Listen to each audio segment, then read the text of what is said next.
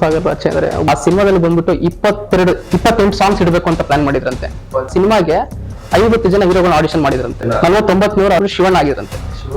ತುಂಬಾ ಅದ್ಭುತವಾಗಿ ಸಿನಿಮಾ ತಿಳ್ಕೊಂಡು ತುಂಬಾ ಡಂಬೆಸ್ಟ್ ಐಡಿಯಾನ ಸಿನಿಮಾ ಆಗಿ ಮಾಡಿದ್ದಾರೆ. ಸ್ಲೋ ನರೇಷನ್, ಬೋರಿಂಗ್ ಒಂದು ಆಕ್ಚುಲಿ ಥಿಯೇಟರ್ ನಲ್ಲಿ ಹಾಕಿಲ್ಲ, ಬರೀ ಮಲ್ಟಿಪ್ಲೆಕ್ಸ್ ಅಲ್ಲಿ ಹಾಕಿದ್ದು ಸಿನಿಮಾ. ಹಲೋ ಫ್ರೆಂಡ್ಸ್, ನಾನು ನಿಮ್ಮ Akshay. Welcome to our channel Filtro. ಇವತ್ತು ಆಡಿಯನ್ಸ್ ರೌಂಡ್ ಟೇಬಲ್ ಸ್ಟಾರ್ಟ್ ಮಾಡಿದ್ದೀವಿ. ನಮ್ಮ ಜೊತೆಗಿದ್ದಾರೆ ಶಶಾಂಕ್ ಮತ್ತು ವೈಭವ್. ಇವತ್ತು ಸಿನಿಮಾ ಬಗ್ಗೆ ಮಾತಾಡ್ತಾ ಇದ್ದೀವಿ. ಸಿನಿಮಾ ನಮಗೆ ಹೇಗೆ ಮೋಟಿವೇಶನ್ ಮಾಡುತ್ತೆ, ಮತ್ತು ಸಿನಿಮಾ ನಮಗೆ ಯಾವ ರೀತಿ ಅಡ್ವಾಂಟೇಜ್ ಆಗಿರ್ಬೋದು, ಡಿಸ್ಅಡ್ವಾಂಟೇಜಸ್ ಆಗಿರ್ಬೋದು, ಮತ್ತು ನ್ಯೂ ಕಮ್ಮರ್ಸ್ ಮತ್ತು ಡೈರೆಕ್ಟರ್ಸ್ ಬಗ್ಗೆ ಎಲ್ಲನೂ ಮಾತಾಡ್ತೀವಿ. ವಿಡಿಯೋನ ಕೊನೆವರೆಗೂ ನೋಡಿ, ನಿಮ್ಗೆ ಇಷ್ಟ ಆಗುತ್ತೆ.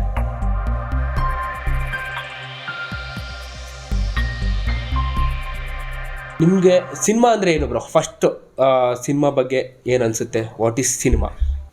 ಸಿನಿಮಾ ಅಂದರೆ ಕೆಲವ್ರಿಗೆ ಕನಸು, ಇನ್ನು ಕೆಲವ್ರಿಗೆ ಬಿಸ್ನೆಸ್ಸು.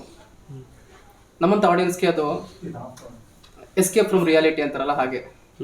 ಅಂದರೆ ನಿಜ ಜೀವನದಲ್ಲಿ ನಾವು ಏನೆಲ್ಲ ಕಷ್ಟಗಳಲ್ಲಿರ್ತೀವಿ, ನೋವಲ್ಲಿರ್ತೀವಿ, ತುಂಬ ನಾರ್ಮಲ್ ಲೈಫ್ ಲೀಡ್ ಮಾಡ್ತಾ ಇರ್ತೀವಿ. ಓಕೆ, ಅದೆಲ್ಲದರಿಂದ ನಮಗೆ ಒಂದು ಬ್ರೇಕ್ ಬೇಕು ಅಂತ ಸಿಗುತ್ತೆ. ಬ್ರೇಕ್ ಎಕ್ಸ್ಪೆಕ್ಟ್ ಮಾಡ್ತೀವಲ್ಲ, ಆ ಬ್ರೇಕ್, ಆ ಸೋರ್ಸ್ ಆಫ್ ಎಂಟರ್ಟೈನ್ಮೆಂಟೇ ಸಿನಿಮಾ. ನಿಮ್ಗೇನು ಅನಿಸುತ್ತೆ ಬ್ರೋ? ಅದೇ ಈಗ ಶಶಾಂಕ್ ಅವರು ಹೇಳಿದಾಗೆ ಸಿನಿಮಾ ಅಂತಂದ್ರೆ ಬಿಸ್ನೆಸ್ಸು ಹೌದು, ಮತ್ತೆ ಅದೊಂದು ಆರ್ಟು ಹೌದು. ಅಂದ್ರೆ ಈಗ ಒಬ್ಬ ಥಿಯೇಟ್ರಿಗೆ ಹೋದ್ರೆ ಅಲ್ಲಿ ಫೀಲ್ ಮಾಡಬೇಕು, ಅಂದ್ರೆ ಸಿನಿಮಾ ನೋಡಿ ಫೀಲ್ ಮಾಡ್ತಾನೆ. ಓ, ನನ್ನ ಲೈಫಲ್ಲೂ ಈ ಥರದ್ದು ಆಗ್ತಿದೆ ಅಂತ ಈಚೆ ಬರ್ತಾನಲ್ಲ, ಅದೊಂದು ಪಾಯಿಂಟು ಇರ್ಬೋದು. ಮೇಯ್ನಾಗಿ ಎಂಟರ್ಟೈನ್ಮೆಂಟ್ ಸಿನಿಮಾ ಅಂದ್ರೆ ಫಸ್ಟ್ ಎಂಟರ್ಟೈನ್ಮೆಂಟ್. ನೀವು ನೋಡಿರೋ ಫಸ್ಟ್ ಮೂವಿ ಯಾವ್ದು ಬ್ರೋ ಥಿಯೇಟ್ರಲ್ಲಿ? ಫಸ್ಟ್ ಮೂವಿ ನಾನು 3ನೇ ಕ್ಲಾಸ್ ಇದ್ದೆ ಅನ್ಸುತ್ತೆ, ಮಂಡ್ಯದಲ್ಲಿ. ಅಪ್ಪು ಸಿನಿಮಾ. ನನಗೆ ಚಿಕ್ಕ ವಯಸ್ಸಲ್ಲಿ ನೆನಪಿರುವಂತ ಥಿಯೇಟರ್ ನೋಡಿದ ಸಿನಿಮಾ ಅಂದ್ರೆ ಶ್ರೀ ಮಂಜುನಾಥ. ಅದೇ ಫಸ್ಟ್ ನೋಡಿರೋ ಸಿನಿಮಾ ಮೆಮೊರೀಸ್ ಅಂತ ಹೇಳೋದಾದ್ರೆ, ಅಂದ್ರೆ ನನಗೆ ಅದಕ್ಕಿಂತ ಮುಂಚೆ ತುಂಬಾ ಚಿಕ್ಕ ವಯಸ್ಸಿನಲ್ಲಿ ಕರ್ಕೊಂಡು ಹೋಗಿರ್ತಾರೆ ಸಿನಿಮಾಗೆ. ಬಟ್ ಆ ಸಿನಿಮಾ ನನ್ನ ಮೆಮೊರಿ ಲೈನಲ್ಲಿ ಇದೆ. ಹಾಗೆ ಅಂದ್ರೆ ಅದೊಂದು ಬ್ಯೂಟಿಫುಲ್ ಪ್ರಪಂಚ ಅನ್ಸ್ಬಿಡ್ತು ನನಗೆ ಅವಾಗ್ಲೇನೆ. ಅವಾಗ ನಮ್ಗೆ ಇಷ್ಟೆಲ್ಲ ನಾಲೆಡ್ಜ್ ಇರಲಿಲ್ಲ, ಇಷ್ಟೆಲ್ಲ ಲೈಕ್ ಸಿನಿಮಾ ಬಗ್ಗೆ ತಿಳ್ಕೊಬೇಕು ಅನ್ನೋ ಒಂದು ಇದಿರ್ಲಿಲ್ಲ. ಬಟ್ ಆದ್ರೂ ಈ ಕ್ಷಣಕ್ಕೂ ನಾವು ಕಣ್ಮುಚ್ಚಿದಾಗ ಆ ಸಿನಿಮಾ ಮತ್ತೆ ನಮ್ ಕಣ್ಮುಂದೆ ಬರುತ್ತೆ ಅಂದ್ರೆ ಅದ್ರ the purest form of art ಅನ್ನೋದು ಅದನ್ನೇ ಹೇಳ್ತಾರೆ. ಆ ಸಿನಿಮಾದಲ್ಲಿ ಆಕ್ಚುಲಿ ಆ ಸಿನಿಮಾದಲ್ಲಿ ಬಂದ್ಬಿಟ್ಟು 28 ಸಾಂಗ್ಸ್ ಇಡಬೇಕು ಅಂತ ಪ್ಲಾನ್ ಮಾಡಿದ್ರಂತೆ. 28 ಸಾಂಗು. ಬಟ್ ತುಂಬಾ ಲಾಂಗ್ ಡ್ಯೂರೇಷನ್ ಗಳು ಜಾಸ್ತಿ ಆಗ್ಬಿಡುತ್ತೆ, ಬರೀ ಸಾಂಗ್ ಸಿನಿಮಾ ಆಗ್ಬಿಡುತ್ತೆ ಅಂತ ಅನ್ಕೊಂಡು ಕಮ್ಮಿ ಮಾಡಿ, ಆಕ್ಚುಲಿ ಅದ್ರದ್ದು ಜ್ಯೂಸ್ ಬಾಕ್ಸ್ ಕೇಳಿದ್ರೆ ಇನ್ನೂ ಒಂದಿಷ್ಟು ಸಾಂಗ್ಸ್ ಗಳು ಆಡ್ ಆಗಿದಾವೆ ಅದರಲ್ಲಿ. ಭೈರವಿ ಮತ್ತೆ ಹಂಸಲೇಖ ಅವ್ರು ಬರೆದಿರೋಂಥ ಸಾಂಗ್ಸ್ಗಳು ಒಂದೊಂದು ಸಾಂಗ್ನು ಬ್ಯೂಟಿಫುಲ್ ಆಗಿದೆ. ಆ ಸಿನಿಮಾದು ನನಗೆ ಆ ಸಿನಿಮಾ ಯಾಕೆ ಅಷ್ಟು ಇಷ್ಟ ನನಗೆ ಅಂದ್ರೆ, ಆ ಸಿನಿಮಾ ಆರ್ಟ್ ವರ್ಕ್ ನಿಮ್ಗೆ ಗೊತ್ತು, ಆಗಿನ ಕಾಲಕ್ಕೆ ಅದು ಬ್ಯೂಟಿಫುಲ್ ಆಗಿ ಒಂದು ಪಿಕ್ಚರೈಸ್ ಮಾಡಿರೋಂಥ ಒಂದು ಸಿನಿಮಾ ಅದು. ಹಾ, ಬಟ್ ಆದ್ರೆ ಆ ಸಿನಿಮಾ ಒಂದು ಬ್ಯೂಟಿಫುಲ್ ಪಾಯಿಂಟ್ ಏನಂದ್ರೆ ಅದನ್ನ ಆರ್ಟ್ ವರ್ಕ್ ಮಾಡಿದ್ದು ನಮ್ಮ ಅರುಣ್ ಸಾಗರ್ ಅವರು. Art director. ಅವಾಗ ಇನ್ನು ಬಡ್ಡಿಂಗ್ ಅವರು ಇನ್ನು, ಬಟ್ ಅವಾಗ ಇನ್ನು ನ್ಯೂ ಕಮರ್ ಅವರು. ಅಂತ ನ್ಯೂ ಕಮರ್ ಆ ಒಂದು ದೊಡ್ಡ ಒಂದು ಪ್ರಯತ್ನಕ್ಕೆ ಅವ್ರನ್ನ ಒಂದು ಚೂಸ್ ಮಾಡ್ಕೊಂಡ್ರಲ್ಲ, ಅದು ನಂಗೆ ತುಂಬಾ ಇಷ್ಟ ಆಯ್ತು. ಆಮೇಲೆ ಇನ್ನೊಂದೇನಂದ್ರೆ ಆ ಸಿನಿಮಾಗೆ 50 ಜನ ಹೀರೋಗಳನ್ನ ಆಡಿಷನ್ ಮಾಡಿದ್ರಂತೆ. 49 ಬಂದ್ರು ಶಿವಣ್ಣ ಆಗಿದ್ರಂತೆ. ಅವ್ರು ಇದ್ದಂತ ಒಂದು ಬಿಸಿ ಶೆಡ್ಯೂಲ್ಗೆ ಅರ್ಜುನ್ ಸರ್ಜಾ ಅವ್ರು ಬಂತಂತೆ. ನಮ್ಮ ಈ ವರ್ಷದ್ದು 2023 ಅಲ್ಲಿ ಯಾವ್ದು ಬೆಸ್ಟ್ ಅನ್ಸುತ್ತೆ ಬ್ರೋ ನಿಮ್ಗೆ ಈಗ ಪ್ರೆಸೆಂಟ್? 2023 ಅಲ್ಲಿ ನಾನ್ ನೋಡಿದಂತ ಬೆಸ್ಟ್ ಫಿಲಮ್ ಅಂದ್ರೆ ಇಟ್ಸ್ ಇಂಡಿವಿಜುವಲ್ ಒಪಿನಿಯನ್. ನನ್ನ ಪ್ರಕಾರ 2023 ಅಲ್ಲಿ ನಾನು ನೋಡಿದಂತ ಕನ್ನಡದ ಬೆಸ್ಟ್ ಸಿನಿಮಾ ಹಾಸ್ಟ್ ಹುಡುಗರು ಬೇಕಾಗಿದ್ದಾರೆ ಮತ್ತೆ ಟಗರು ಪಲ್ಯ. ನಿಮ್ಗೆ ಬ್ರೋ? ತುಂಬಾ ಎಲ್ಲ ಈ ವರ್ಷ ಕೆಲವೊಂದು ಸಿನಿಮಾ ತುಂಬಾ ಚೆನ್ನಾಗಿದೆ. ನನಗೆ ಬೇಸಿಕಲಿ ಇಷ್ಟ ಆಗಿದ್ದು ಅಂದ್ರೆ ಅದೇ ಹಾಸ್ಟೆಲ್ ಹುಡುಗರು ಮತ್ತೆ ಒಂದಿಸಿ ಬರೆಯಿರಿ. ಒಳ್ಳೆ ಫೀಲ್ ಗುಡ್ ಮೂವಿ ಅದು. ಹಾಸ್ಟೆಲ್ ಹುಡುಗರೇ ಯಾಕೆ ಚೆನ್ನಾಗಿ ಅನಿಸ್ತು? ಯಾಕಂದ್ರೆ ನಾನು ಚಿಕ್ಕ ವಯಸ್ಸಲ್ಲಿ ಹಾಸ್ಟೆಲ್ ಓದಿದ್, ನಾನು ಮಂಗಳೂರು ಸೈಡ್ ಅಲ್ಲಿ ಅಲ್ಲಿ ಓದಿರೋದ್ರಿಂದ ನನಗೆ ಬೇಗ ಕನೆಕ್ಟ್ ಆಯ್ತು ಆ ಮೂವಿ. ಅಂದ್ರೆ ಹಾಸ್ಟೆಲ್ ನನ್ಗೆ ಯಾಕೆ ಇಷ್ಟ ಆಯ್ತು ಅಂದ್ರೆ, ಅವ್ನು ಏನ್ ಹೇಳ್ಬೇಕಂತ ಹೊರಟಿದ್ದಾನೆ ಅದನ್ನ ಆಡಿಯನ್ಸ್ ಹೆಂಗ್ ಬೇಕಂತ ಹೇಳ್ದ. ಆ ಕ್ರಿಯೇಟರ್, ಆ ಡೈರೆಕ್ಟರ್ ತುಂಬಾ ಅದ್ಭುತವಾಗಿ ಸಿನಿಮಾ ತಿಳ್ಕೊಂಡು ತುಂಬಾ ಡಂಬೆಸ್ಟ್ ಐಡಿಯಾನ ಸಿನಿಮಾ ಆಗಿ ಮಾಡಿದ್ದಾರೆ. ಅದು ನನ್ಗೆ ಇಷ್ಟ ಆಯ್ತು. ಅಂಡ್ ಅವ್ರಿಗೆ ಏನಂತಾರೆ worst movie ever made in history of cinema ಅಂತ ಹಾಕೊಂಡಿದಾರಲ್ಲ, ಅದೆಷ್ಟು ಬ್ರಿಲಿಯನ್ಸ್ ಆಫ್ ಫಿಲ್ಮ್ ಮೇಕಿಂಗ್ ಇದಂದ್ರೆ, ಈಗ ನೋಡಿ ಆ ಸಿನಿಮಾ ಇಷ್ಟ ಆಗದಿರೋದು ಬಂದ್ಬಿಟ್ಟು ವರ್ಸ್ಟ್ ಮೂವಿ ಅಂತ ಕಮೆಂಟ್ ಹಾಕಿರ್ತಾರೆ. ಬಟ್ ಕಮೆಂಟ್ ಓದಿದ್ರೆ ಏನ್ ಅನ್ಸುತ್ತೆ, ಅದು ಇದು ಪಾರ್ಟ್ ಆಫ್ ಪ್ರಮೋಷನ್ ಅನ್ಸುತ್ತೆ. ಅವ್ನು ಹೇಳ್ಬಿಟ್ಟಾರಲ್ಲ ಅಷ್ಟಾಗಿ ವರ್ಸ್ಟ್ ಸಿನಿಮಾ ಪ್ರಮೋಷನ್ ಮಾಡಿದ್ರು ಅವರು. ಹೌದು, ಪ್ರಮೋಷನ್ಸ್ ಚೆನ್ನಾಗಾಯ್ತು ಅದರಲ್ಲಿ. ಹೊಂದಿಸಿ ಬರೆಯಿರಿ ಬಗ್ಗೆ ಏನ್ ಹೇಳ್ತೀರಾ ಬ್ರೋ? ಹೊಂದಿಸಿ ಬರೆಯಿರಿ ಅದು ಒಂದು ಒಳ್ಳೆ ಅಟೆಂಪ್ಟ್. ಅಂದ್ರೆ ಒಂದು ಲಿಮಿಟೆಡ್ ಬಜೆಟ್ ಅಲ್ಲಿ ಒಂದು ಬ್ಯೂಟಿಫುಲ್ ಆಗಿರೋ ಸಿನಿಮಾ, ಅದನ್ನು ಕೂಡ ಒಂದು ಫೀಲ್ ಗುಡ್ ಸಿನಿಮಾ. ಒಂದಿಸಿ ಬರೆಯೋರಿ ನಿಮ್ಗೆ ಯಾಕೆ ಇಷ್ಟ ಆಯ್ತು bro movie? Feel good movie ಅಂದ್ರಿ. ಅದೊಂಥರ ಕಂಪ್ಲೀಟ್ ಕಾಲೇಜ್ ಸ್ಟೋರಿ ಮತ್ತೆ ಫ್ಯಾಮಿಲಿ ಸ್ಟೋರಿ ಎಲ್ಲ ಕಂಪ್ಲೀಟ್ ಇದೆ. ಮತ್ತೆ ಒಂದು ಸಾಂಗ್ಸ್ಗಳು ಚೆನ್ನಾಗಿದೆ, ಮತ್ತೆ ಬೇಗ ಕನೆಕ್ಟ್ ಆಗುತ್ತೆ ಸಿನಿಮಾ ನಮ್ಗೆ ಚೆನ್ನಾಗಿ.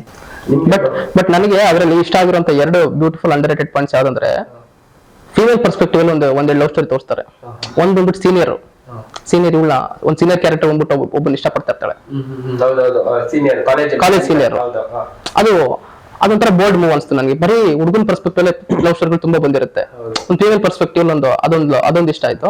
ಆಮೇಲೆ ಅದರಲ್ಲಿ ಕೊನೆದಾಗಿ ಅವಳ ಸೀಮಂತನೋ ಮದುವೆನೋ ಒಂದು ದಿವಸ ಆಗುತ್ತೆ ಅನ್ನೋ ಅದು ತುಂಬಾ ಇಷ್ಟ ಆಯ್ತು ನನಗೆ. ಕ್ಲೈಮ್ಯಾಕ್ಸ್ ಸೀನ್ ಹೌದು, ಅದರಲ್ಲಿ ಮದುವೆನೂ ಆಗುತ್ತೆ ಮತ್ತೆ ಸೀಮಂತ ಎರಡು ಒಂದೇ ದಿವಸ ಮಾಡ್ಕೊಳ್ಳೋಂತ ಭಾಗ್ಯ ಯಾರಿಗೆ ಸಿಗುತ್ತದೋ ಆತರ ಅದು ಇಷ್ಟ ಆಯ್ತು ನನಗೆ.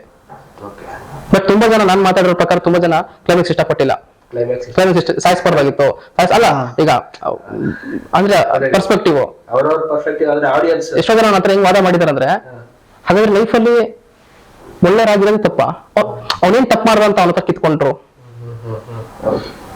ಎಲ್ಲ ಅದ್ರಲ್ಲಿ ಎಂಡ್ ಆಗುತ್ತೆ. ಬಟ್ ತಮಾಷೆ ಅಂದ್ರೆ ಅಲ್ಲ, ತರ ಒಂದು ಟ್ರಾಜಿಡಿ ಆಗಿದ್ದಕ್ಕೆ ಇವತ್ತು ಆ ಸಿನಿಮಾ ಎಲ್ಲರ ಮೆಮೊರೀಸ್ ಅಲ್ಲಿ ಇದೆ.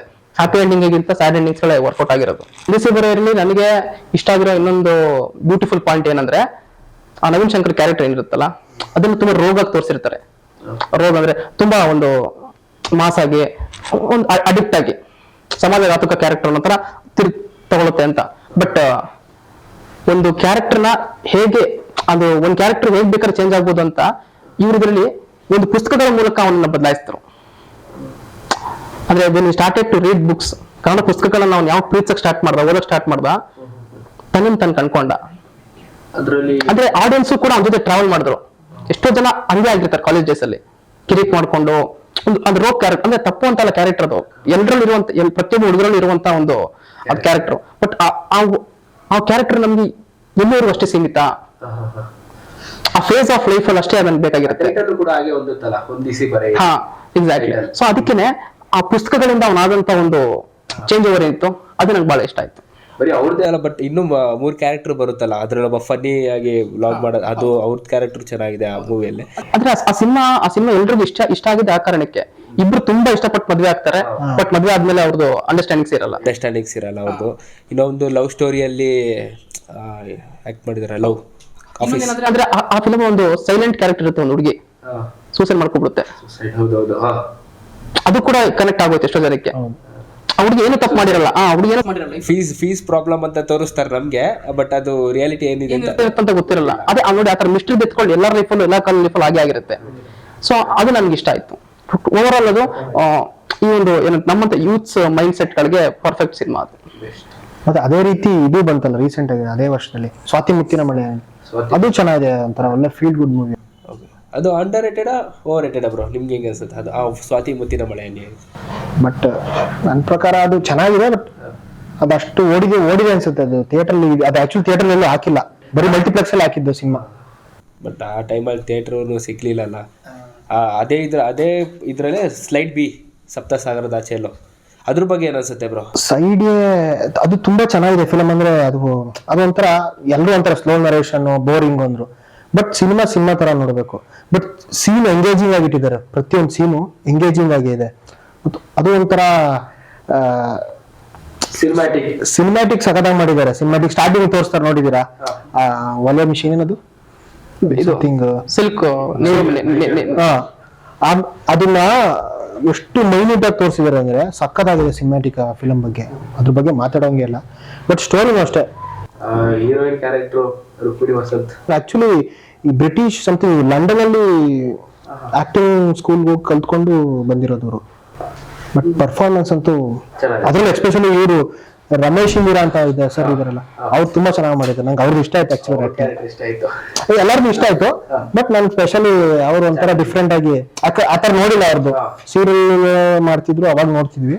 ಬಟ್ ಇದ್ರಲ್ಲಿ ಚೆನ್ನಾಗಿ ಮಾಡಿದ್ದಾರೆ. ನನಗೆ ಪರ್ಸ್ನಲಿ ಸೈಡಿಯ ಬಗ್ಗೆ ಏನು ಇಷ್ಟ ಆಯ್ತು ಅಂದ್ರೆ, ಕ್ಲೈಮ್ಯಾಕ್ಸ್ ಅಲ್ಲಿ ಅವ್ರು ಫೈಟಿಂಗ್ ಇದೆಯಲ್ಲ, ಫೈಟಿಂಗ್ ಸೀನು, ಅಲ್ಲಿ ಈ ಕಡೆ ಮದುವೆ ಆಗ್ತಾ ಇರ್ತಾರೆ. ಮದುವೆ ಲೈಕ್ ಹೊಡಿತಾ ಇರ್ಬೇಕಾದ್ರೆ ಅಕ್ಷತೆ ಕಾಳು ಉದುರ್ತಾ ಇರುತ್ತೆ. ನೆಕ್ಸ್ಟ್ ಅವ್ನಿಗೆ ಹೊಡಿತಾ ಇರ್ತಾರೆ ಫೈಟಿಂಗ್ ಸೀನಲ್ಲಿ. ಅವಳಿಗೆ ಆ ಕಡೆ ಮದುವೆ ಆಗ್ತಾ ಇರೋ ಸೀನ್ ಬರ್ತಾ ಇರುತ್ತೆ. ಟ್ರಾನ್ಸಾಕ್ಷನ್ಸ್ ಸಕ್ಕತ್ತಾಗಿ ಮಾಡಿದ್ದಾರೆ ಅದರಲ್ಲಿ. ನನ್ನ ಕ್ಲೈಮ್ಯಾಕ್ಸ್ ಫೈಟ್ ಇಷ್ಟ ಆಯ್ತು. ನೀವು ಕಂಡಂಥ ಸಪ್ತಸಾಗರದ ಆಚೆ? ನಾನು ಕಂಡಂತ ಸಪ್ತಸಾಗರದ ಆಚೆ ಅಂದ್ರೆ ಒಬ್ಬ ಆಡಿಯನ್ಸ್ ಆಗಿ ನನ್ಗದು ತುಂಬಾ ತುಂಬಾ ಕಾಡಿದಂತ ಸಿನಿಮಾ ಅದು. ಅಂದ್ರೆ ರೈಟಿಂಗ್ ಆಗಿರ್ಬೋದು, ಪರ್ಫಾರ್ಮೆನ್ಸ್ ಆಗಿರ್ಬೋದು, ಅಂದ್ರೆ ಕ್ಯಾರೆಕ್ಟರ್ ಡಿಸೈನ್ ಆಗಿರ್ಬೋದು, ಅಂದ್ರೆ ಅವ್ರೆಲ್ಲೂ ಏನು ಯಾವ್ದನ್ನೇ ತುಂಬಾ ಜಾಸ್ತಿ ಮಾಡ್ಬಿಟ್ಟಿದ್ದಾರೆ ಅಂತ ಅನ್ಸಿಲ್ಲ ನನಗೆ. ನೀಟ್ಲಿ ಪ್ರೆಸೆಂಟೆಡ್ ಕ್ರಾಫ್ಟ್ ಅಂತ ಅನ್ಸ್ತು. ಅಂದ್ರೆ ಅವ್ರು ಹೇಳಿದಂಗೆ ವಿಜುವಲ್ ಪೊಯೆಟ್, ವಿಜುವಲ್ ಪೊಯಮ್ ಅಂತ ಏನ್ ಹೇಳ್ತಾರೆ ಅದು ಜಸ್ಟಿಫಿಕೇಶನ್ ಕೊಟ್ಟಂತ ಸಿನಿಮಾ ಅದು. ಆ ಸಿನಿಮಾದಲ್ಲಿ ತುಂಬಾ ಲೇಯರ್ಸ್ ಗಳನ್ನ ಯೂಸ್ ಮಾಡಿದ್ದಾರೆ. ಅಂದ್ರೆ ಪ್ರತಿಯೊಬ್ಬ ಫಿಲ್ಮ್ ಮೇಕರ್ಗೂ ಅದೊಂಥರ ಸಿಲೆಬಸ್ ತರ ಅದು ನನ್ನ ಪ್ರಕಾರ. ಎಷ್ಟು ಜನಕ್ಕೆ ಈಗ ಒಪ್ಕೊಂತಾರೋ ಗೊತ್ತಿಲ್ಲ, but it was syllabus for many filmmakers. ಅಂದ್ರೆ ಮನು ಅನ್ನೋ ಒಂದು ಕ್ಯಾರೆಕ್ಟರ್ ಬಡತನ ಅನ್ನೋ ಒಂದು ಮೋಟಿವ್ ಇರುತ್ತೆ. ಅವ್ನಿಗೇನು ಇಲ್ಲ ಲೈಫಲ್ಲಿ, ಪ್ರಿಯ ಜೊತೆ ಚೆನ್ನಾಗಿರ್ಬೇಕನ್ನೋದೇ ಒಂದು ಆಸೆ ಇರುತ್ತೆ. ಸೊ ಅವನು ಒಂದು ಏನಂತಾರೆ, ಒಂದು ಚಿಕ್ಕ ಜೀವನ ಕೂಡ ಸಾಯಿಸಕ್ ಆತರ ಒಂದು ಇನ್ನೋಸೆಂಟ್ ಕ್ಯಾರೆಕ್ಟರ್ ಅಷ್ಟು ದೊಡ್ಡ ಕೊಲೆನ ಮಾಡಿದೀನಿ ಅಂತ ಒಪ್ಕೊಂಡು ಹೋಗ್ತಾನಲ್ಲ, ಅದೇ ಬಿಗ್ಗೆಸ್ಟ್ ಸ್ಯಾಕ್ರಿಫೈಸ್ ಲೈಫ್ ಅಲ್ಲಿ. ಅದು ಮಾಡಿದ್ದು ಸರಿನಾ ತಪ್ಪ ನಿಮ್ ಪ್ರಕಾರ? ಪರಿಸ್ಥಿತಿಗೆ ಸರಿ ಅದು, but that was the motive behind all the struggle. ಅಂತ ದೊಡ್ಡ ಸ್ಯಾಕ್ರಿಫೈಸ್ ಮಾಡ್ಕೊಂಡ ಪ್ರೀತಿಗೋಸ್ಕರ ಮಾತ್ರ. ಬಟ್ ನೀವು ಅಬ್ಸರ್ವ್ ಮಾಡಿ, ಅವ್ನು ಜೈಲ್ಗೆ ಹೋಗ್ತಾನೆ. ಜೈಲ್ಗೆ ಹೋದ್ಮೇಲೆ ಫಸ್ಟ್ ಶರತ್ ಲೋಹಿತಾಶ್ವ ಸರ್ ಕ್ಯಾರೆಕ್ಟರ್ನ ನೆಗೆಟಿವ್ ಆಗಿ ತೋರಿಸ್ತಾರೆ. ಇನ್ನೇನು ಶರತ್ ಲೋಹಿತಾಶ್ವ ಸರ್ ಕ್ಯಾರೆಕ್ಟರ್ಗೆ ಅವ್ನು ಜಾಯ್ನ್ ಆಗ್ಬೇಕು ಅಷ್ಟರಲ್ಲಿ ಇವ್ರು ಹೇಳ್ಕೊಂಡ್ಬಿಡ್ತಾರೆ. ಅವ್ರ ಹೆಸರೇನು, ಅದೇ ವಿಲನ್ ಕ್ಯಾರೆಕ್ಟರ್ ಮಾಡಿದಾರಲ್ಲ, ರಮೇಶ್ ಇಂದಿರಾ ಸರ್ ಕ್ಯಾರೆಕ್ಟರ್ ಇದೆಯಲ್ಲ, ಅವ್ರನ್ನ ನಮ್ಮ ಕೈಲಿ ಎಷ್ಟು ಬ್ಯೂಟಿಫುಲ್ ಫಿಲಾಸಫಿಗಳನ್ನ ಹೇಳಿಸ್ತಾರಂದ್ರೆ, ಓಕೆ ಈ ಕ್ಯಾರೆಕ್ಟರ್ ತುಂಬಾ ಚೆನ್ನಾಗಿರುತ್ತೆ, ಇಂಟ್ರೆಸ್ಟಿಂಗ್ ಆಗಿದೆಯಪ್ಪ, ಈ ಕ್ಯಾರೆಕ್ಟರ್ ಇವನ್ನ ಮೋಟಿವೇಟ್ ಮಾಡುತ್ತೆ, ಈ ಕ್ಯಾರೆಕ್ಟರ್ ಇಂದ ಇವನು ಬದಲಾಗ್ತಾನೆ ಅಂತ ಇದ್ ಮಾಡ್ತಾ ಹೋಗ್ತಾರೆ. ಬಟ್ ಹೋಗ್ತಾ ಗೊತ್ತಾಗುತ್ತೆ ಅವ್ರದ್ದು ನೆಗೆಟಿವ್. ಅದು ಶೇಡ್ ನಂಗೆ ಇಷ್ಟ ಆಯ್ತು. ಆಮೇಲೆ ಇನ್ನೊಂದು ಅಬ್ಸರ್ವ್ ಮಾಡಿದ್ ನಾನೇನಂದ್ರೆ, ಸಪ್ತಸಾಗರದಲ್ಲಿ ಆ ಜೈಲ್ ಪೋರ್ಷನ್ ಅಲ್ಲಿ ಮನುಗೆ ಏನೇನ್ ಆಗ್ತಾ ಇರುತ್ತೋ, ಮನುವಿಂದ ನಾವ್ ಏನೇನ್ ನೋಡ್ಬೇಕಿರುತ್ತೋ ಅದೆಲ್ಲವೂ ಇನ್ನೊಂದು ಕ್ಯಾರೆಕ್ಟರ್ ಆಗ್ತಾ ಇರುತ್ತೆ. ಇನ್ನೊಬ್ಬ ಹುಡುಗ ಇರ್ತಾನೆ, ಅದೇ ಆ ಕ್ಯಾರೆಕ್ಟರ್ ಮಾಡ್ಸೋದನ್ನ ಇನ್ನೊಂದು ಕ್ಯಾರೆಕ್ಟರ್ ಕೈಲಿ ಮಾಡಿಸಿ ಆ ಕ್ಯಾರೆಕ್ಟರ್ ಏನ್ ಅನ್ಸಿದೆ ಅಂತ ಹೇಳ್ತಾರೆ. ಮನು ಅಳ್ಬೇಕು, ಬಟ್ ಆ ಹುಡುಗನ್ ಹೇಳಿಸ್ತಾರೆ. ಶಬಾಷ್, ಕರೆಕ್ಟ್. ಹೌದೌದು, ಮನುನ ಯೂಸ್ ಮಾಡ್ಕೊಬೇಕು ಅವ್ರು ಫಿಸಿಕಲ್ ಆಗಿ, ಬಟ್ ಆ ಹುಡುಗನ್ ಯೂಸ್ ಮಾಡ್ಕೊಂತಾರೆ. ಮನುಗ್ ಸಾಯ್ಬೇಕು ಅಂತ ಅನ್ಸುತ್ತೆ, ಬಟ್ ಆ ಹುಡುಗ ಸತ್ತೋಗ್ತಾನೆ. ಓಕೆ, ನೀವು ಈ ಫಿಲಮ್ನ ನೀವು ಮೆಟಾಫರ್ ತರ ನೋಡಿದೀರಾ? ಲೈಕ್ ನಿಮ್ಗೆ ನಾನು ಎವ್ರಿ ಆಸ್ಪೆಕ್ಟ್ ನಾನು ಕ್ಲೀನ್ ಆಗಿ ಬ್ರೇಕ್ ಡೌನ್ ಮಾಡಿದ್ದೀನಿ ಈ ಸಿನಿಮಾನ. ಯಾಕಂದ್ರೆ ಈ ಸಿನಿಮಾದಲ್ಲಿ ನಿಮ್ಗೆ ಇನ್ನೂ ಒಂದು ಬ್ಯೂಟಿಫುಲ್ ಪಾಯಿಂಟ್ ಏನಂದ್ರೆ, ಪ್ರಿಯಾ ಜೊತೆ ಅವ್ನು ಮಾತಾಡಕ್ಕೆ ಬಂದಾಗ, ಪ್ರಿಯಾ ಮತ್ತೆ ಅವ್ರಿಬ್ರು ಚೆನ್ನಾಗಿದ್ದಾಗ, ಅವನು ನೇಯ್ತಿರುವಂತ ಒಂದು ಬಟ್ಟೆ ಇರುತ್ತಲ್ಲ, ದಾರಗಳು, ಅದೆಲ್ಲ ಬ್ಲೂ ಕಲರ್ ಆಗಿ ಇರುತ್ತೆ. ಬ್ಲೂ ಕಲರ್ ಆಗಿ theme of Saptasagara. But once ಈ ಸ್ಟಾರ್ಟ್ ಇಗ್ನೋರಿಂಗ್ ಅಂದ್ರೆ ಲೆಟರ್ ಬರ್ದ್ಬಿಡ್ತಾನಲ್ಲ, ಸಾಕು ನನ್ನ ನಿನ್ನ ಒಂದು ಪ್ರೀತಿ ಬದುಕು, ನೀನ್ ಚೆನ್ನಾಗಿರೋ ಅಂತ ಹೇಳಿದಾಗ, ಅದಾದ್ಮೇಲೆ ನೀವು ಅಬ್ಸರ್ವ್ ಮಾಡಿ ಅವ್ನು ನೇಯ್ತಿರೋಂಥ ಬಟ್ಟೆ ಕಲರ್ ಎಲ್ಲ ಬೇರೆ ಇರುತ್ತೆ, colour change. So it indicates that ಅವರಿಬ್ರು ಪ್ರೀತಿ ಬಣ್ಣ ಬದಲಾಯಿತು. ಅಂದ್ರೆ they are falling each other apart ಅಂತ, ದೂರ ಆಗ್ತಾರೆ ಅಂತ ಅನ್ಸುತ್ತೆ. ಆಮೇಲೆ ಲೈಕ್ ಆ BMTC ಬಸ್ ಅಲ್ಲಿ ಹೋಗ್ಬೇಕಾದ್ರೆ ಆಂಟಿಗೆ ಸೀಟ್ ಬಿಟ್ಕೊಡ್ತಾಳೆ, ಬಟ್ ತಪ್ಪಿದ್ದಾಗ ಸಾರಿ ನೋವಿದ್ದಾಗ ಬಿಟ್ಕೊಡ್ಬೇಕು ಅಂತ ಅನ್ಸಲ್ಲ ಅವಳಿಗೆ. ಕಿಟಕಿಂದ ಆಚೆ ನೋಡಿದಾಗ ಮರಗಳೆಲ್ಲ ಫುಲ್ ಫ್ಲವರ್ ಇರುತ್ತೆ, ಬಟ್ ಅದೇ ಮರದಲ್ಲಿ ಫ್ಲವರ್ ಇರಲ್ಲ. ಈ ತರ ತುಂಬಾ ಚಿಕ್ಕ ಲೇಯರ್ಸ್ ಗಳನ್ನ ಯೂಸ್ ಮಾಡಿದ್ದಾರೆ ಹೇಮಂತ್ ರಾವ್. ಅದಕ್ಕೆ ಅವರು ಏನಂತಾರೆ, 10 ವರ್ಷದ ಮುಂಚೆ ಬರೆದಿರೋ ಸ್ಕ್ರಿಪ್ಟ್ ಅದು ಯಾರು ಅದು ಪಿಚ್ ಮಾಡ್ಬೇಕು ಅಂದ್ರೆ ಕಮರ್ಷಿಯಲ್ ಇಲ್ಲದೆ ಬರಬೇಕು ಅಂತ ಅನ್ಕೊಂಡಿದ್ದೆ. ಅದಕ್ಕೆ ಲೇಟ್ ಆದ್ರೂ ಲೇಟೆಸ್ಟ್ ಆಗಿ ಬಂದಿದ್ದಾರೆ ಅಂತ ಹೇಳ್ಕೊಂಡಿದ್ದಾರೆ. ಇನ್ನು ಸೈಡ್ ಬಿ ಬಗ್ಗೆ ಹೇಳ್ಬೇಕಂದ್ರೆ, ನನ್ನ ಸೈಡ್ ಬಿ ಇಷ್ಟ ಆಗಿ ತುಂಬಾ ಬ್ಯೂಟಿಫುಲ್ ಕ್ಯಾರೆಕ್ಟರ್ ಅಂದ್ರೆ ಸುರಭಿ ಕ್ಯಾರೆಕ್ಟರ್. ಓಕೆ, ಯಾಕಂದ್ರೆ ಅವ್ರು ನೋಡಿ, like Saptasagara story was not ಏನಂತಾರೆ, ತುಂಬಾ ಟ್ವಿಸ್ಟ್ ಟರ್ನ್ ಇರುತ್ತೆ, ಅನ್ಪ್ರಿಡಿಕ್ಟಬಲ್ ಟ್ವಿಸ್ಟ್ಗಳು ಬರುತ್ತೆ. ಆ ಥರ ಸಿನಿಮಾ ಅಲ್ಲ, ಆ ಥರ ಸಿನಿಮಾ ಕಥೆ ಅಲ್ಲ ಅದು. ಒಂದು ನೀಟ್ಲಿ ಆಡಿಯನ್ಸ್ ಪ್ರಿಡಿಕ್ಟ್ ಮಾಡಿದ್ರು ಕೂಡ ಕ್ಲೈಮ್ಯಾಕ್ಸ್ನ ನೋಡ್ಬಿಟ್ಟು ಏನಾದ್ರು ತಗೊಂಡು ಹೋಗ್ಬೇಕು ಅಂತ ಸಿನಿಮಾ ಅದು. Carry out. ನನಗೆ ಸೈಡ್ ಬಿ ಅಲ್ಲಿ ಇಷ್ಟ ಆಗಿದ್ದು ಒಂದು ಪಾಯಿಂಟ್ ಏನಂದ್ರೆ, ಸುರಭಿ ಕ್ಯಾರೆಕ್ಟರ್ ಪ್ರಾಸ್ಟಿಟ್ಯೂಟ್. ಅವಳು ಆಕ್ಚುಲಿ ಅವಳ ಜೊತೆ ಮಲಗೋದಕ್ಕೆ ಬಂದು ಎಷ್ಟೋ ಜನ ಗಿರಾಕಿಗಳು ಬಂದು ಹೋಗಿರ್ತಾರೆ ಅವಳ ಹತ್ರ. ಸೊ ಅವಳು ಲೈಫಲ್ಲಿ ಎಲ್ಲವನ್ನು ಕಳ್ಕೊಂಡಿರುವಂತ ಒಂದು ಕ್ಯಾರೆಕ್ಟರ್. ಮನು ಕೂಡ ಹಾಗೆ ಬರ್ತಾನೆ ನೋಡಿ. ಎಲ್ಲಿವರೆಗೂ ಅವ್ರಿಬ್ರ ನಡುವೆ ಅನೈತಿಕ ಸಂಬಂಧ ಇರುತ್ತೋ ಅಲ್ಲಿವರೆಗೂ ಅವ್ರಿಬ್ರ ನಡುವೆ ಯಾವ್ದು ಕಮಿಟ್ಮೆಂಟ್ಸ್ಗಳು ಎಕ್ಸ್ಪೆಕ್ಟೇಷನ್ಸ್ಗಳು ಇರಲ್ಲ. Once they start loving each other, ಅವಳಿಗೆ ಪ್ರಿಯಾ ಮೇಲೆ ತುಂಬಾ ಕೋಪ ಬರುತ್ತೆ. ಅವಳಿಗೆ ಸುರಭಿಗೆ ಪ್ರಿಯಾ ಮೇಲೆ ತುಂಬಾ ಕೋಪ ಬರುತ್ತೆ. ಅದರಲ್ಲಿ ಸ್ಟಾರ್ಟಿಂಗಲ್ಲೇ ತೋರಿಸ್ತಾರಲ್ಲ, ಲೈಕ್ ಒಂದು ಸಾಂಗಲ್ಲೇ ಅವರು ಕಣ್ಣೆಲ್ಲ ಸ್ಟಾರ್ಟಿಂಗ್ ಸೀನ್ ನೋಡಿದಿರಲ್ಲ ಕನ್ನಡಿ ಸೀನ್ಸ್, ಹೌದು. ಅದ್ರ ಬಗ್ಗೆ ಅದೇ ನಾನು ಹೇಳ್ತಿಲ್ವಾ, ಹೇಮಂತ್ ರಾವ್ ಅವರು ನೀಟಾಗಿ ಪ್ರೆಸೆಂಟ್ ಮಾಡಿರೋಂಥ ಒಂದು ಬ್ಯೂಟಿಫುಲ್ ಸಿನಿಮಾ ಇದು. ಈಚ್ ಅಂಡ್ ಎವ್ರಿ ಶಾರ್ಟ್ಸು ಕೂಡ ಒಂದೊಂದು ಏನಾದ್ರು ಒಂದು ಹೇಳಬೇಕು ಅನ್ನೋ ಒಂದು ಸಿನಿಮಾ ಅದು. ಕರೆಕ್ಟ್. ಅಂಡ್ ಈ ಸಿನಿಮಾದಲ್ಲಿ ಎಲ್ಲದಕ್ಕಿಂತ ಒಂದು ಏನಂತಾರೆ, ಒಂದು ತುಂಬಾ ದೊಡ್ಡ ಪಾಯಿಂಟ್ ಏನಂದ್ರೆ ಸೌಂಡ್ ಡಿಸೈನ್. ಎಷ್ಟು ಜನಕ್ಕೆ ಅದು ಗೊತ್ತಿರುತ್ತೋ ಇಲ್ಲೋ ಗೊತ್ತಿಲ್ಲ, ಅದನ್ನ ಅಬ್ಸರ್ವ್ ಮಾಡಿರಲ್ಲ ಯಾರು ಅನ್ನೋದು. ಸೈಡ್ ಏನಲ್ಲಿ ಅವನು ಆ ಗದ್ದಲದಲ್ಲಿ ಕೂತಿರ್ತಾನೆ, ಗದ್ದಲದಲ್ಲಿ ಕೂತ್ಕೊಂಡು ಕ್ಯಾಸೆಟ್ ಆನ್ ಮಾಡಿದ ತಕ್ಷಣ ಎಲ್ಲ ಸೈಲೆಂಟ್ ಆಗ್ಬಿಡುತ್ತೆ. ಹೌದು. ಅಂದ್ರೆ ಏನ್ ಮಾಡಿದ್ರೆ ಅಂದ್ರೆ ಮನುನೇ ಆಡಿಯನ್ಸ್ ಆಗ್ಬೇಕು, ಆಡಿಯನ್ಸ್ ಅಂದ್ರೆ ಮನು ಏನ್ ಫೀಲ್ ಮಾಡ್ತಾನೆ ಆಡಿಯನ್ಸ್ ಅದೇ ಫೀಲ್ ಮಾಡ್ಬೇಕು ಅನ್ನೋ ತರ ಸೌಂಡ್ ಡಿಸೈನ್ ಮಾಡಿದ್ದಾರೆ. ನನಗೆ ಸೈಡ್ ಅಲ್ಲಿ ಇನ್ನೂ ಒಂದು ಅಂಡರ್ ರೇಟೆಡ್ ಪಾಯಿಂಟ್ ಯಾವ್ದಂದ್ರೆ ಮಾಸ್. ಅದು ಅವನ ಪ್ರಕಾರ ಏನದು ಹೇಮಂತ್ ರಾವ್ ಪ್ರಕಾರ ಮಾಸ್, ಒಂದು ಹೆಣ್ಣಿನ ಕೈಲಿ ಮಾಸ್ ತೋರಿಸಿದ್ರೆ ಒಂದು ಚಿಕ್ಕ ಕಲ್ಲನ್ನು ಮುಟ್ಟಿದ್ರು ಅಂತ ನೋವಾಗ್ಬಿಡುತ್ತೆ ಅನ್ನೋ ಒಂದು ಕ್ಯಾರೆಕ್ಟರ್ ಇಷ್ಟಪ್ಪ ಕಲ್ಲು ಎತ್ಕೊಂಡು ಕ್ಯಾರ್ ಮೇಲೆ ಬಿಸಾಕ್ಬಿಡ್ತಾಳೆ. ಹೌದೌದು. ಈ ತರ ಆಕ್ಚುಲಿ ಅದು ಸೌಂಡ್ ಡಿಸೈನ್ ಅದು ತುಂಬಾ ಈ ಹಾಲಿವುಡ್ ಅಲ್ಲಿ ಮಾಡ್ತಾರೆ ಆ ತರ ಸೌಂಡ್. ಫಸ್ಟ್ ಅದನ್ನ ಮಾಡ್ತಾರೆ. ಅಂದ್ರೆ ಈ ಇದರಲ್ಲಿ ಗಾಡ್ ಫಾದರ್ ಫಿಲಮ್ ನೋಡಿದೀರಾ? ಆ 19 ಅದು ಫಸ್ಟ್ ಪಾರ್ಟ್ ಅಲ್ಲಿ ಒಂದು ಶಾಟ್ ಇದೆ, ಅವ್ನು ಶೂಟ್ ಮಾಡ್ತಾನೆ, ಒಂದು ಟೇಬಲ್ ಇರುತ್ತೆ, ಶೂಟ್ ಮಾಡ್ತಾನೆ, ಅಲ್ಲಿ ಮ್ಯೂಸಿಕೇ ಇಲ್ಲ, ಅವನು ಹಿಂಗ್ ತೆಗೆದು ಶೂಟ್ ಮಾಡ್ಬೇಕು ಅವನಿಗೆ. ಅವಾಗ ಟ್ರೈನ್ ಸೌಂಡ್ ಸ್ಲೋ ಆಗಿ ಬರುತ್ತೆ, ಫಾಸ್ಟ್ ಆದ ತಕ್ಷಣ ಅವ್ನು ಶೂಟ್ ಮಾಡ್ತಾನೆ. ಎಷ್ಟು ಚೆನ್ನಾಗಿ ಕನೆಕ್ಟ್ ಆಗುತ್ತೆ ಅಂದ್ರೆ ಅದೇ ರೀತಿ ಇದ್ರಲ್ಲೂ ಕನ್ನಡ ಸಿನಿಮಾದಲ್ಲೂ ಈಗ ಇವ್ರು ಹೇಳಿದ್ರಲ್ಲ ಆ ರೇಡಿಯೋ ಶಾರ್ಟ್ಸ್. ಓಕೆ, ನಮ್ಮ ಕನ್ನಡ ಸಿನಿಮಾ ಬಗ್ಗೆ ಒಂದಷ್ಟು ಕ್ವಶನ್ಸ್ಗಳನ್ನ ನಮ್ಮ ವೈಭವ್ ಅವರು ಕೇಳೋಣ. ಓಕೆ ಬ್ರೋ, ಶಾಂತಿ ಕ್ರಾಂತಿಯ 3 ಲ್ಯಾಂಗ್ವೇಜ್ ಹೀರೋಸ್ ಯಾರ್ಯಾರು? 3 ಲ್ಯಾಂಗ್ವೇಜು ರವಿಚಂದ್ರ ಕನ್ನಡದಲ್ಲಿ, ತಮಿಳಲ್ಲಿ ರಜನಿಕಾಂತ್, ತೆಲುಗುಲಿ ನಾಗಾರ್ಜುನ ಅವರು. ನೆಕ್ಸ್ಟ್, ಪುಟ್ಟಣ್ಣ ಕನಗಾಲವರ ಫಸ್ಟ್ ಕನ್ನಡ ಮೂವಿ ಯಾವುದು? ನಾಗರಾವು. ತಪ್ಪು. ಆಕ್ಚುಲಿ ಅದು ಫಸ್ಟ್ ಕಲರ್ ಮೂವಿ. ಗಜಪೂಜೆ. ತಪ್ಪು. ಅದು ಬ್ಲ್ಯಾಕ್ ಅಂಡ್ ವೈಟ್. ಮಲ್ಲಮ್ಮನ ಪವಾಡ. ಅಲ್ಲ, ಐಡಿಯಾ ಇಲ್ಲ, ಗೊತ್ತಿಲ್ಲ. ಎಷ್ಟೋ ಜನ ನಾಗರಾವ್ ಅನ್ಕೊಂಡಿದ್ದೀರಾ. Actually first Kannada movie Puttanna ಕನಗನ ಅವ್ರದ್ದು ಬಂದು ಬೆಳ್ಳಿ ಮೋಡ. ನೆಕ್ಸ್ಟ್ ಕ್ವಶನ್, ಡಾಕ್ಟರ್ ರಾಜ್ಕುಮಾರ್ ಅವ್ರಿಗೆ ಯಾವ ಸಾಂಗ್ಗೆ ನ್ಯಾಷನಲ್ ಅವಾರ್ಡ್ ಸಿಕ್ತು? ನಾಡಲಯ. Okay. First hero of Kannada cinema. Hero of Kannada cinema Subbaiah Naidu. So ಇವತ್ತಿನ ಇಲ್ಲಿಗೆ ಆಡಿಯನ್ಸ್ ರೌಂಡ್ ಟೇಬಲ್ ಎಂಡ್ ಆಗಿದೆ. ಸೊ ನಿಮಗೂ ವಿಡಿಯೋ ಇಷ್ಟ ಆಗಿದ್ರೆ ಲೈಕ್ ಮಾಡಿ ಆ್ಯಂಡ್ ನಮ್ಮ ಚಾನಲ್ಗೆ ಸಬ್ಸ್ಕ್ರೈಬ್ ಆಗಿ. ಸೊ ಇಲ್ಲಿಗೆ ಇಷ್ಟೊತ್ತವರೆಗೂ ನಮ್ಮ ಜೊತೆಗೆ ಮಾತಾಡಿದಂಥ ಶಶಾಂಕ್ ಬ್ರೋ ಹಾಗೂ ವೈಭವ್ ಅವ್ರಿಗೆ ತುಂಬ ಥ್ಯಾಂಕ್ಸ್.